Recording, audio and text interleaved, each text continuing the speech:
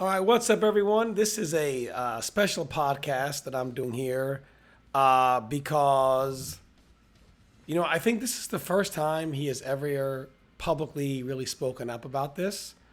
Um, you know about the 13-0 Perfect Legend versus Sonic Fox? Everybody pretty much has a video about it somewhere. Most people remember watching it live. If not, they heard the story from one video or another, but you've never really heard it from the side of Perfect Legend. So joining me right now, three-time Evolution champion, Perfect Legend. What's up, man? Yo, man, it's good to talk to you. And just hopefully you had a good holidays and stuff. We're in a new year. Was it 2024 now? So pretty good. So this is something that pretty much, I guess, you feel has come to define you, fairly or unfairly. You pretty much can't go anywhere without somebody referencing it. You see it when you post in stream chats. People come to your stream and say it. People talk about it on your YouTube videos. The 13-0, people spell your name with 1-3. Uh, it has pretty much come to define you more so than your actual like accomplishments, to the point that I think probably about half the people don't even know what you have accomplished. So really quick, why don't you just give us a brief rundown of, if you want to just talk about the pro tournaments, that you have done, uh, your accomplishments in here. Yeah, like in every ESL, I was one of the four players to make it to every finals for that. Was ESL season one, two, and three. That's MKX, right? Um, yeah, that's an MKX. I made it to like the finals of the Combat Cups that Mr. Aquaman held. And there's also like the War of the Gods season with Injustice 2 for the first season. Also like the Hometown Heroes. I was the number one player in the Midwest. And like then also like I have like high placings in Street Fighter 6 and Tampa Never Sleeps and Can Opener and also like in DNF Duel and can opener. So it's like I never stopped playing. Then in the pro comp for MK11, I made like five or six different top eights during that for the online portion. Like unfortunately, the offline I didn't really get to do what I wanted. Like even the last chance qualifier was canceled for people who weren't already there because that's when COVID had first started. But I've always still been playing and staying active. Like I was playing Strive, in top places in that game online, and this is all everything is online. So people try to like blend and discredit one when or the other when it's really like now it's pretty much blended. But I'm able to adapt and still play all these different games and stuff, whether I'm like waiting for a new game or if I'm really passionate about a game or not. Um, but people still act like nothing ever happened. I'm like, how do you beat a player after they won Evo in a, a main community circuit event, and people act like it wasn't nothing? And I'm talking about like after what Dragon won Evo for Injustice 2, I beat him in War of the Gods in the Black Adam mirror, and people were like, "Oh, act like nothing happened." So it's just I don't know. For me, it's a double standard. Clearly, for other people, they can basically like have my resume and they get praised for it. Like even if they're not the best player, they'd be like, "Oh yeah, that guy is solid." But for me, unless I'm literally the best player or in contention for it, I it's like they still find a way to discredit it. So it's like, at this point, you just play for your own enjoyment. On top of everything you just mentioned, there's also top eight. Well, Dead or Alive 4 world champion, Dead or Oh Alive yeah, also 4. Street Fighter 4 and I still like have high places at Evo. I know people were talking about, oh man, such and such got like top whatever. Yeah, man, my first Evo for that game for Street Fighter. Well, I'm not my first Evo. I'm talking about for like 2011. I still got like top 40 in Street Fighter when I won Evo for MK. So it's like, and I'll still win majors and place in top in majors, only Well, losing to speaking about players like Evo, Wolf because I Prone. think a lot of people look past that or don't even know about it. Dead or Alive 4, Evolution world champion. Uh, most people don't know what World Cyber Games is today, but at a certain point, at one time, World Cyber Games was huge international competition for any game that they had. WCG national champion, and of course, the World Finals was done like the U.S. Olympics. So once you lose one game at a certain Yeah, point, you can pretty much only over. you can only get third. It was single And limb. yeah, single elim. So you lost to the guy who you beat at nationals. It was single elim at World Finals. So you got third in World Finals. 2011 Mortal Kombat 9 Evolution Champion. 2012 Mortal Kombat 9 Evolution Champion. 2013 Mortal Kombat 9 top 8. You got fifth in that tournament. And there are majors that you won in like DOA and Mortal Kombat 9, etc. as well as everything you Yes, a just lot of different ones. yeah, as everything you just listed. Injustice, same thing. Majors that you were in the top multitude of times. Uh, so quite an extensive resume. So for And making strategy guides and co-authoring with you, the Injustice yeah, guide, the just different Injustice stuff. guide, yeah, co-authoring Training a with, lot of different players.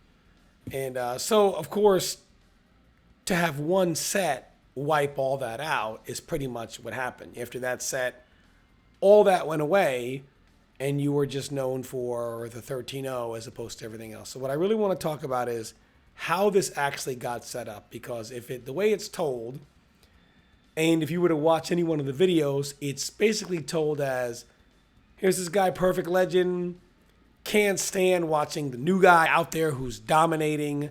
So you're gonna call that person out, and in doing so, you got humiliated. And it came as you called him up out out of a place of jealousy or arrogance or whatever. Talk to me, like, where did the Uversonic stuff start? Because even still, you played him in MK11 at Evil One, I believe, when you lost. They made a comment. That's whatever it is, 15-0 or whatever the comment was, right? So obviously, it still lives today, even on their end. So, where did this actually come from? Was it an MKX thing, or was kind of like the way things, or did this start before MKX? Like, where did this start with you and Sonic? Yeah, it definitely started more before MKX, and I would say it was escalated by the community, or they just push it that way. Because we used to really just actually just playing and stuff. Nothing really. I mean, it would be like, all right, well, you suck, I suck. We just talk shit to each other, and then play, sets, and it's just whatever. Like we didn't make a big deal of it. But um, I guess like with 2014 Evo, the side tournament, that's kind of when things started getting really dumb. But how we even got to play was just me responding to a troll, and then Sonic taking it away to where I guess they thought I slighted them, but I didn't really say. All I said was, "Yeah, you won because freaking Katana." Like the character got a laundry list of buffs, and that's what it was. But um, I don't know how beating me with that character proves anything or proves me wrong. That wasn't really it. Then it's like, oh well, you beat your Aaron Black, but I mean, beat you with Aaron Black, but it's like I didn't really I don't know. I wasn't like I said, I didn't even challenge him. He challenged me. So So you're I was saying like, this all right, wasn't a beef. So like today in the modern era, it's an era of beef sets, right? Like everything is a quote unquote beef set, yeah, right? everything's a beef set. So, but this wasn't anything like that. So basically, it was just because you made a comment to someone else on Twitter. Yeah. Because all right, basically the argument for I hate to call y'all this, scrubs love to say, oh, any character can and tier lists don't matter. Any character can win. And I'm like, no, that is false. If and for people who are probably like, yeah, you're right, because people are always complaining about all these characters. Somebody needs a buff, somebody needs to be made nerfed or whatever, so they can understand. And I'm like, no, I'm just saying the character was strong. So you just come at me because for that reason, I'm like, well, shit, I'll play because then the devs will see the character stupid and have him nerfed. That's how I'm thinking. I'm not thinking like, oh yeah, everybody's using this as a moment of opportunity to just like be able to, I guess, try to shit on me or hold this over my head for years. So I was like, oh, okay.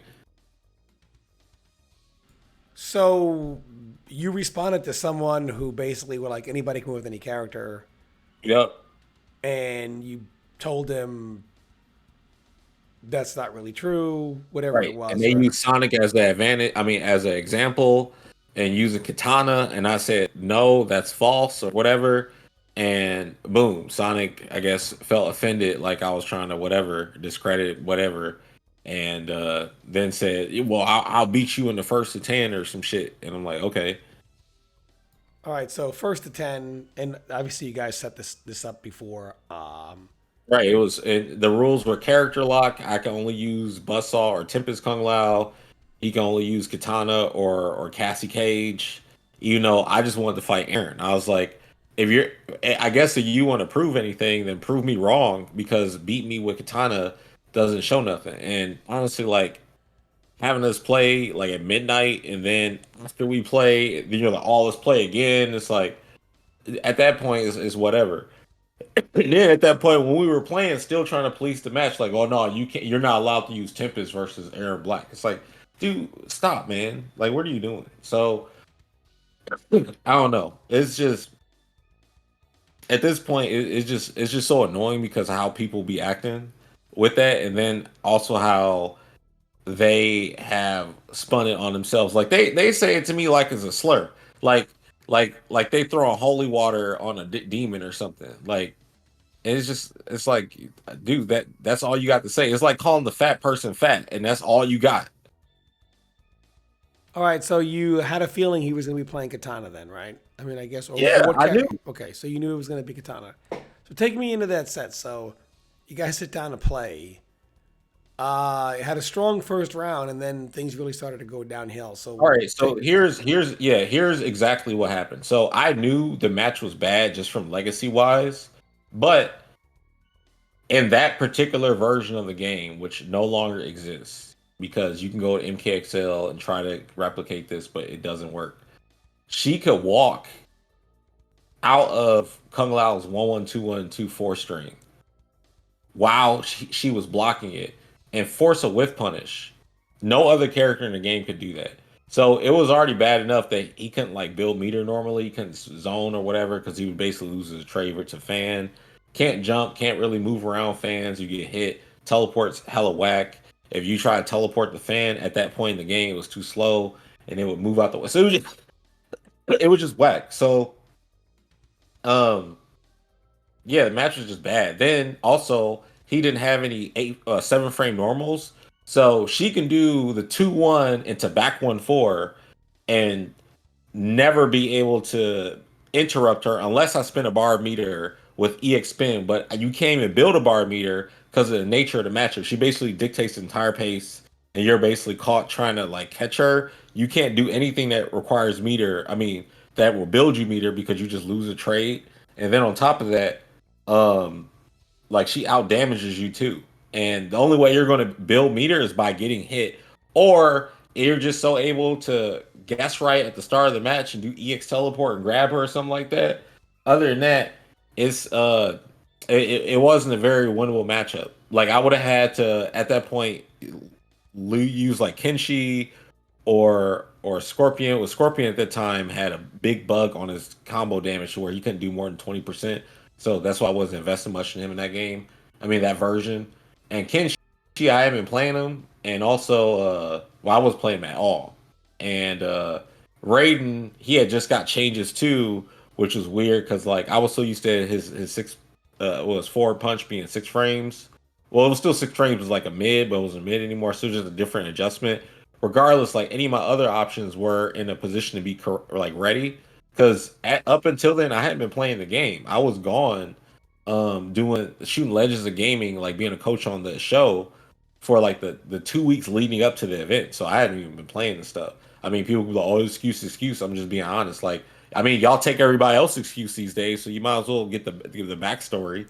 But yeah, I knew going into it I was going to lose. I didn't ever expect to win at any point because I knew how bad it was. But then I really saw how bad it was because they kept even teasing, "Oh, don't get caught. losing a 10-0 matchup or a 7-3 matchup or something like that in Katana's favor. Because Kevo kept basically taunting me the whole weekend, like, yeah, man, yeah, y'all should just play right now, man, because y'all gonna lose, man. We've been studying it and playing the match. So they had their whole posse practicing with each other, getting ready for the shit, and I couldn't find not one Katana player to play with. I asked everybody. And the only person I could play was Ninja CW, but Ninja CW wasn't really dedicating to the game like that. Everybody else was making excuses why they couldn't play. Either their internet was off or whatever. Despite like me offering to be like, "Hey, I'll pay your internet for you," they're like, "Nah, I'm not. I'm not going to do that." And I was like, "Okay, sure."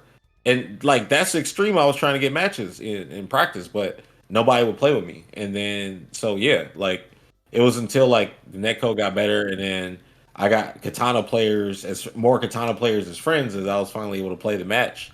But by that time, the game had totally changed. It was MKXL now, and then yeah, the totally different meta, kind of. Okay, so you said you know you were going to lose, or you were prepared that you were going to lose for a multitude of reasons, right? Right. So after you lost, I think what did he say? Take your. I rewatched it recently, uh, before this. He said, "Take your own character's advice and learn from this." He handed you the microphone, uh, and then literally, like as you were talking, you were getting booed, etc. The stream chat's going nuts. So if you say you knew you were going to lose, what was the purpose of? I believe you said like I thought I could beat his Aaron Black. That's what I wanted. At that point, is that what you were looking for? Like, hey, I just want to show that I can beat him if he picked it, the character that was a more even matchup. Like I'm not Yeah, I I'm was not even. more prepared. I was more prepared and ready to fight that. Not to say that I didn't think who he was going to play with, but the whole time I was like, I only want to fight his Aaron in general. So I'm like, we already played the first of 10. It's over with now. Like I wasn't even going to be like, hey, let's play right now. That was Big E that jumped on stage and was like, play right now. I wanted to set up basically a match to where I played against that. I was like, all right, yeah, whatever, you won with this. This is a winning matchup for you. You should win. Actually, if it wasn't what it was, I mean, I would have been disappointed because that's how bad the match was. And everybody up to that point could agree with that, but they changed the narrative for me because then at first Sonic was being honest and saying that the match was 7-3 in Katana's favor, right? And we all know that that's like a death sentence when it comes to matchups, right? Between competitive players. But um he went around saying, no, it's actually a 5-5 matchup, and I just super outplayed him.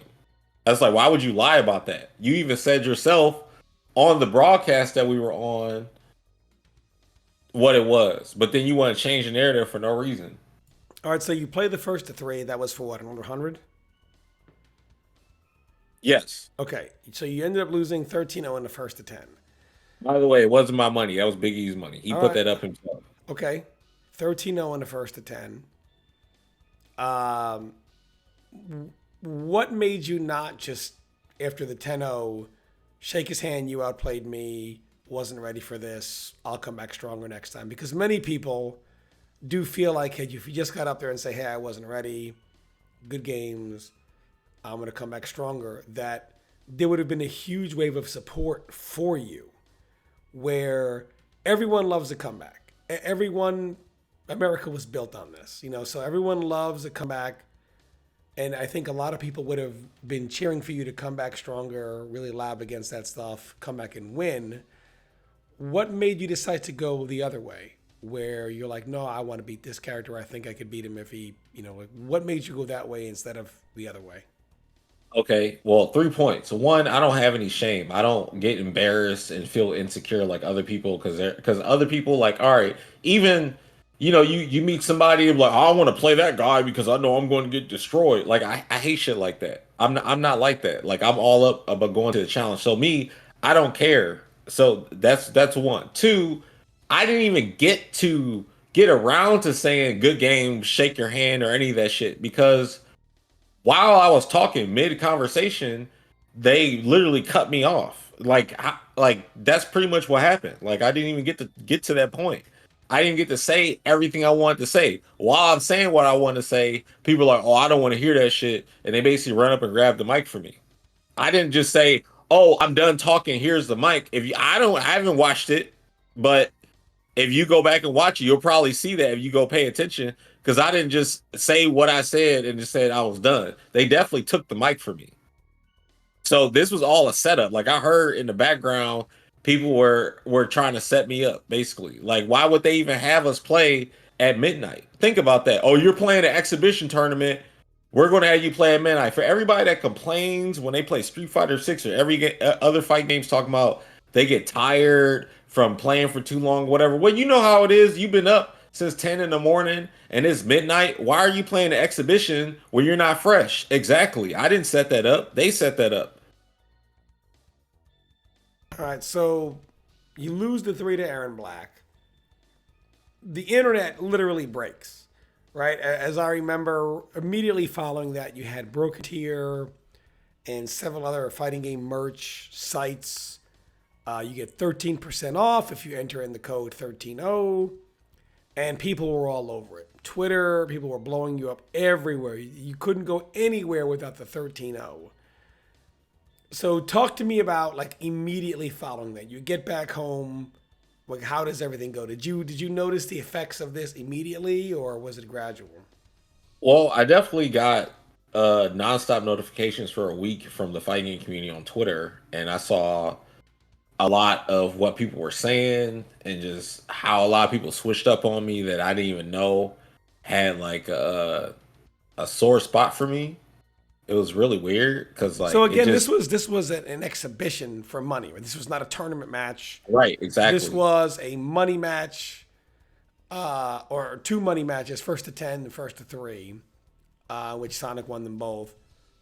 Not a tournament. It was basically a set outside of tournament for money. So then you right. come home and go ahead with the blowups now. Right. So you Yeah, getting notifications and yeah, getting notifications, just the way people are acting and and and being towards me, different stuff they were saying. And the only people that I saw that came to like just be like, "Hey, y'all are doing too much." Like with Shen, when I was a part of Razor at the time. Also, yeah, Razor dropped me. By the way, like I got literally got a phone call. It was like, yeah, basically told me it was embarrassing. So, like, so I first of all, just to start things with your sponsor. Now, for the goes that don't know, there were not these exorbitant pot bonuses at that point like there were today.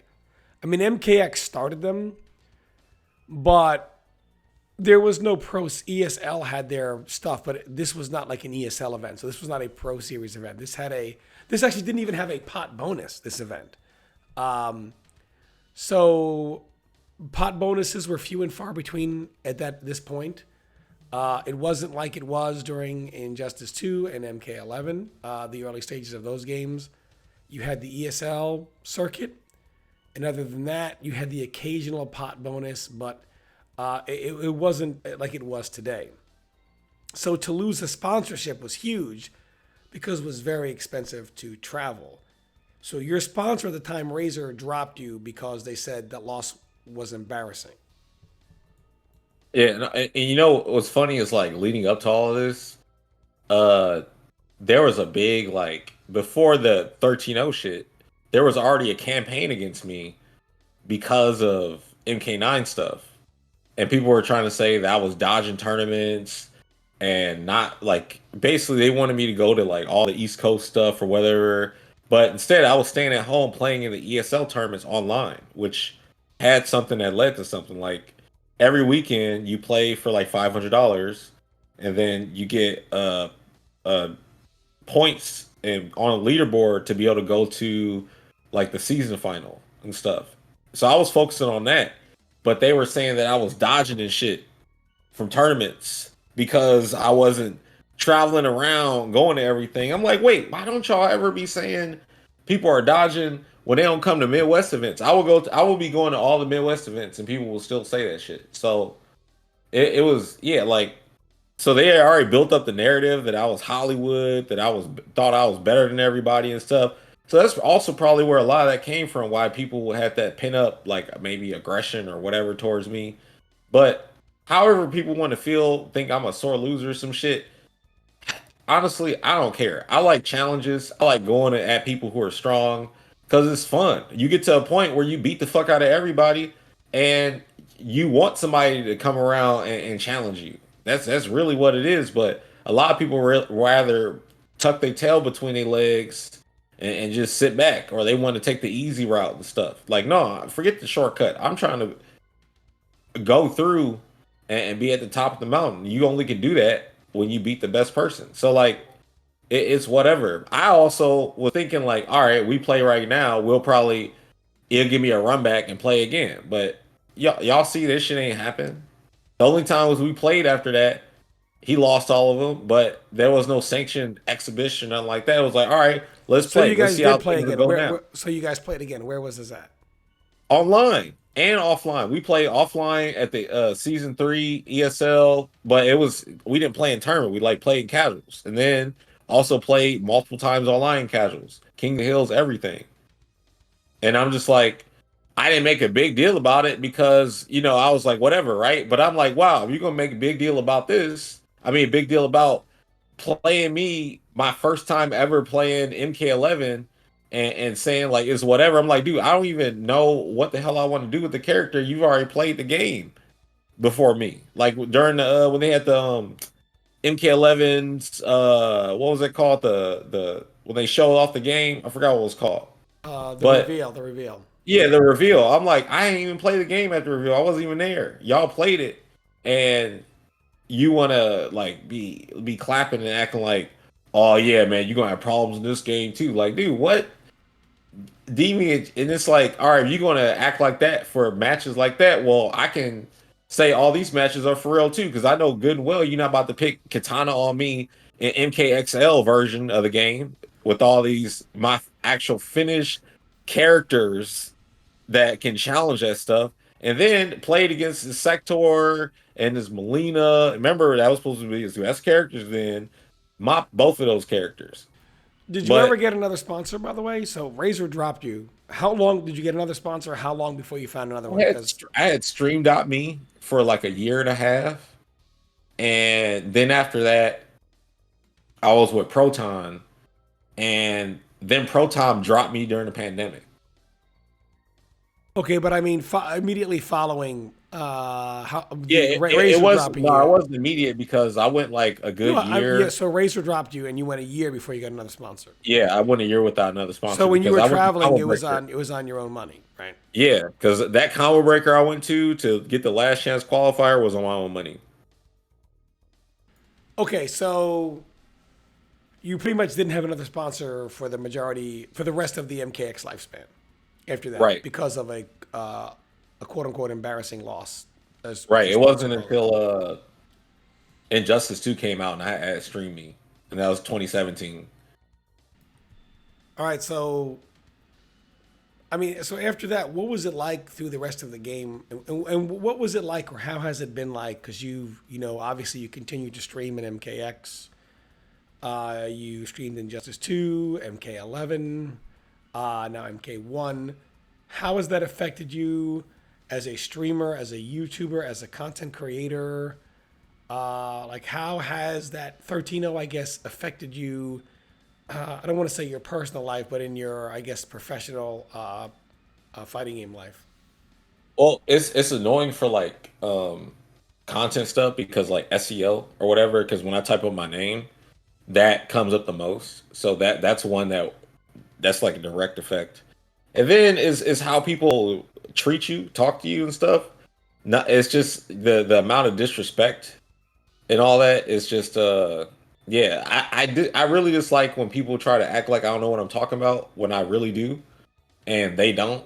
But they'll try to use that as a way to discredit everything that I know, and it's like okay, even and then people will do the whole oh well you challenge them and they're like well no I'm not good at all they just sit back in the mediocre chair and hide behind that like they're protected from being armchair warriors or something. And just like I don't know, credibility in general. Like, for example, with Mortal Kombat, I've known about. I would say I'm at least a month ahead. No, at least a month ahead of everyone else when it comes to what's good in the game or not, and also playing it. From what I've been seeing and whatever, I'm not shitting on people, but like I'm not impressed by how people are playing, and I feel like a lot of people are catching up on the game slowly. Like it's January now, but like Combat League Season 1, I'm like, yeah, Scorpion's good. Now people are like, oh yeah, Scorpion. And I'm just like, yeah, okay, all right. But thankfully to the entire play base, you guys didn't have to deal with anybody because there's no crossplay until February. So can't enter or plan nothing.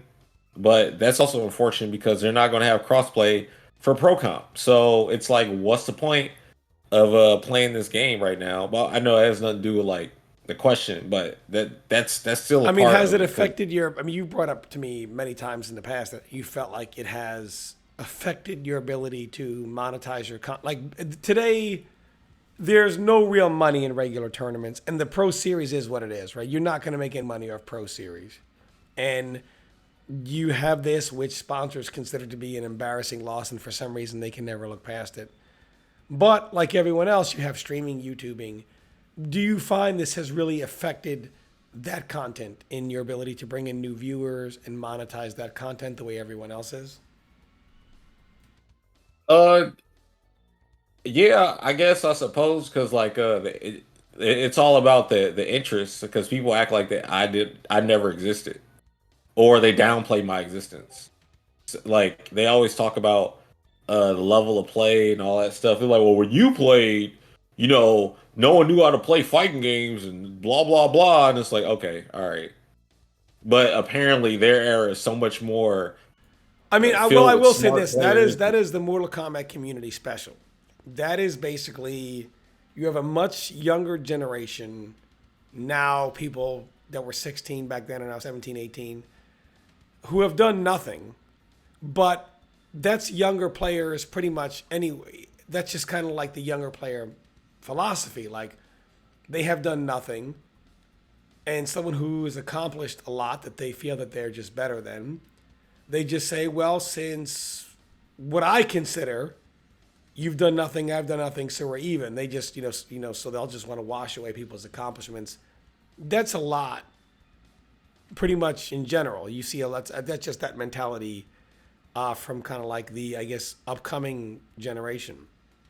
But at the end of the day, your accomplishments are undeniable. So I guess, Man, even as like, hold on, even as like, all right, so say I want to get invited to a tournament or something to participate, overlooked because they think you're ass, even though so you they could won't beat invite anybody. you for like invitationals because you lost 13-0. So you're saying Yeah, like for example, the sum of the time for Mortal Kombat, I was the only player that even though they were talking about, yeah, we want to give props to the OGs and all that stuff, I was the only player not there.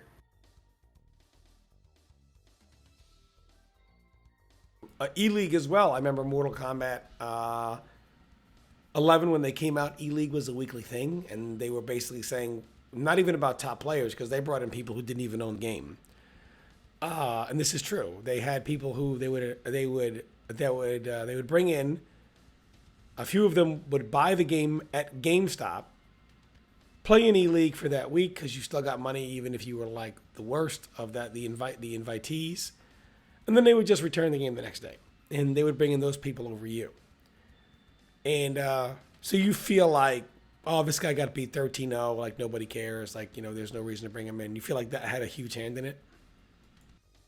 I think it's just a rapport that it's started and caused because now people lean to that for whatever reason. And it's funny because people be like, "Oh, why are you trying to keep this relevant?" What do you mean? I don't bring it up.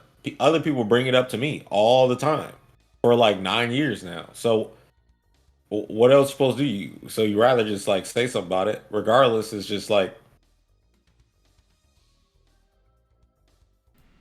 they just choose to constantly rehash this, and if you start bringing up something, they're like, "Oh no, that's old." Like, where's the cutoff point? What are you looking to do right now in Mortal Kombat? Are you done with it? Are you moving on to Tekken? Do you just feel like, you know what, I'll never get past this? People will always have this overwrite what I've actually done. Are you looking to move on to another game? Do you want to stay in MK1 if they can improve it? What are your plans basically going forward? Uh, I'll say this because the game is still a game. Like, it's an inanimate object, so it didn't do anything itself. I think MK1 is fun. I enjoy playing it.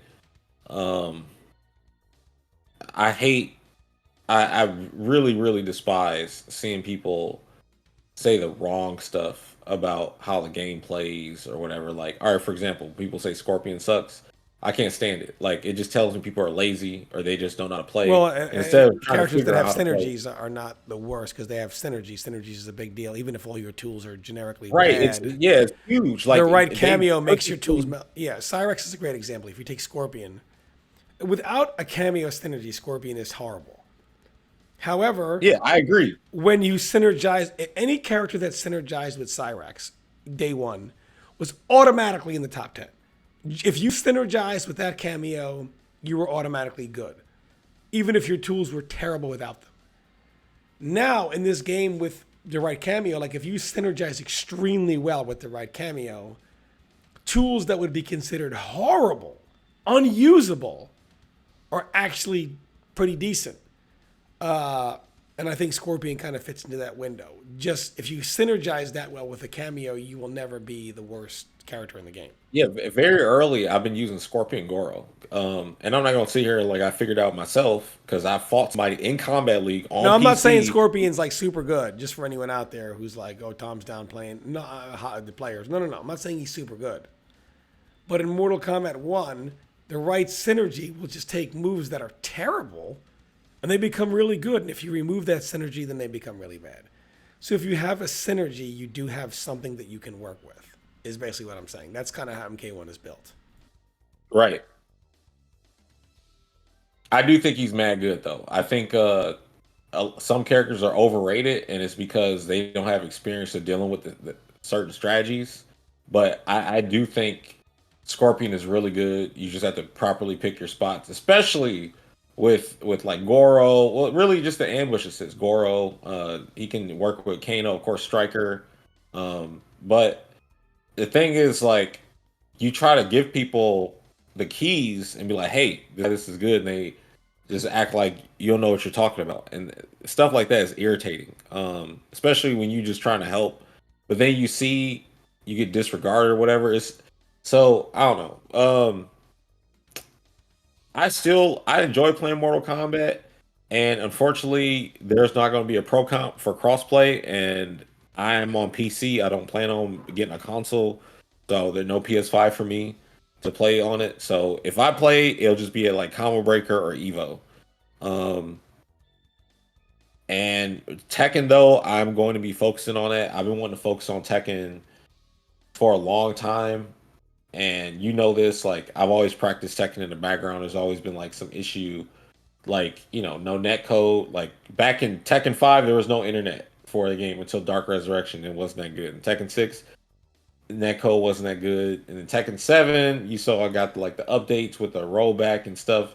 Tekken Tag 2's was okay. But then for me, Tekken 7's rematch was too slow, so it was hard to grind as fast as I wanted to. But Tekken 8 has corrected everything and went above and beyond with what they're doing for the game. So I'm just really excited to play it. They also have one of my favorite producers on the game as well from another team. So I'm just looking forward to playing the game. I enjoyed the beta a lot. I'm enjoying the demo a lot. We've got 19 days left until the game releases, and you got a lot of history with Tekken as well. I think you should dibble dabble back into it because you know a lot, even though a lot has changed. But I think you'll be able to get back on it, no problem. It's just I don't know. I don't want to say I'm done with Mortal Kombat. It's just that, like, I would like to um enjoy playing it more. Not to say that it's the game that makes you feel that way. It's just the outside of that, and it's hard to say. Oh, you just ignore this or whatever, but it's a big part of it. Life is a big, social media is a big part of life. You're going to see people tweeting and saying stuff, and the way other people feel about the game can also like, you know, probably get on you if you see it too much. But I don't know. I really do think they've put together like a good game gameplay wise, like how the characters work against each other and everything, the combos, how they feel and stuff. I just wish some characters had more sauce. Kung Lao, best combo is the same easy combo that anybody off the street can do, instead of it being like some flashy, saucy shit for big damage. Like the difference between going for, and I hate to give Mortal Kombat X props, but there's between going to from hit confirm into hat spin and then 4-4 and then whatever he's got right now and then what orbiting hat into 4-4 from MK11 and then the MK9 just frames. He didn't got nothing that takes any like any finesse at all. So it's kind of like it's kind of whack to me. But hopefully in the future they do something. I know they think about patching in moves and all that stuff. We'll see. I like for Spin to relaunch. I mean, launch again instead of just knockdown. But yeah, I'm just be playing a lot of Tekken. I'm actually waiting just really for that game to come out right now to play. But I think Mortal Kombat will always be in rotation in some way, some form. But as far as competitively, I don't know. I don't want to play really. I know I said Combo Breaker Evo, but I don't have that big desire or drive to play right now. As good as I know I am in that game, I'm godlike at that shit. Like honestly, like no bullshit, no bullshit. I will beat all y'all in this game. But it's whatever right now. We'll see. So let me ask you to put a bow on all this. When I look at what is not arguable, what is set in stone, three-time Evolution champion, very few people are ever on that list. Period. Most people don't even win a single Evo, let alone three. You are on a very, very short list. Um, Repeating Evos, back-to-back champion, even a shorter list to be on. Your results in World Cyber Games, national champion, top three in the world circuit, won the DOA 4 combine tournament, were drafted into DOA 4 male for championship gaming series. On top of, guide writer, multiple top eights, multiple major wins across Dead or Alive 4, Mortal Kombat 9, Injustice 1, just in the DOA and then the NetherRealm cycle. And then you've also played other games and placed in Street tournaments and, Fighter. online. And even if it wasn't top eight, those tournaments are so big you can still place really well if it's not top eight. You're still beating people, good people, etc. But as far as like your what people would consider pro resume, there's still quite a lot there. In fact, in the NRS community, really only Sonic Fox really has a resume that probably challenges and surpasses it. Other than that, in the NRS scene, there's really no one else that really has that resume that you have in general. So why is it, do you think, that despite all of that, that one set has defined you more than anything else? Because this is not the first time someone has lost the first to 10, right? This is not for money. This is not the first time someone has lost first to 10 and then wanted I guess what you would call it, a quote unquote salty run back first to 3, first to 5 for money again. This is not the first time this has happened in fighting game history. Yet, you are the only one defined by this loss despite everything else you've done. Why do you think that is? Do you think that's fair? I'll answer in reverse. It's hella not fair, but also it's the PR, man. It was everybody in collab, not everybody, but everybody that was a part of that in collaboration with one another. To like, come on, man. These fools. Frame One was talking about they had a promo code and shit, all that. Like everybody was flooding the internet, the SEO, everything, all at the same time. Everybody was like basically trying to probably take me down because for whatever reason they probably thought I thought I was big headed or I didn't have respect or something or whatever. Not that I ever was like going around disrespecting anybody, but they just felt that way. I mean, I've seen that like personally read messages say, "Yeah, I was just jealous and insecure and blah blah blah, and I'm sorry that I was that way." And it's just like, man, really, really, you just sorry? Everything's okay for you though, but it's yeah, man, like people got to lighten up. Okay, so now here we are. Let's kind of reflect back on this. You went through it all. Anything you want to say to the MK community? Any kind of last words of what you've been through, or because I guess you could say people do look at you a certain way, and maybe you feel like they use this opportunity to really kind of go in on you. Like now they really finally had something, right, to go in on, and it was so much, and they went so hard that is what people know about. They don't really know about anything else. Yeah, it went further than just us because like they was talking about it at Smash Brothers major tournament broadcast. They was talking about it on E League broadcast for Street Fighter, and it wasn't until and then we did a Dragon Ball Fighters exhibition, and like Bandai Namco invited us all out to play and stuff, and Z was going ham on commentary on me. Like he was not like you pull it up, you see, be like, damn. He apologized later, but I had to like kind of egg him on. Like I messaged him about it, and then he apologized, and then I said something about it again publicly because he didn't say it publicly. I was like, why don't you give me the public apology because you had public slander, and he did though, so I respect him for that. But it was still like that's how far it was going. Like it became a part. It was like one of those. It was like just as much as uh Daigo and Justin's moment 37. They I wouldn't say they put it next to that, but it was like talked about so much. It looked like it was another version of that. And they just made it like a household meme, basically. Yeah, perfect. 1-3. Yeah, I got you. So we talked about your critics, your hecklers, etc. What about those people that stuck around?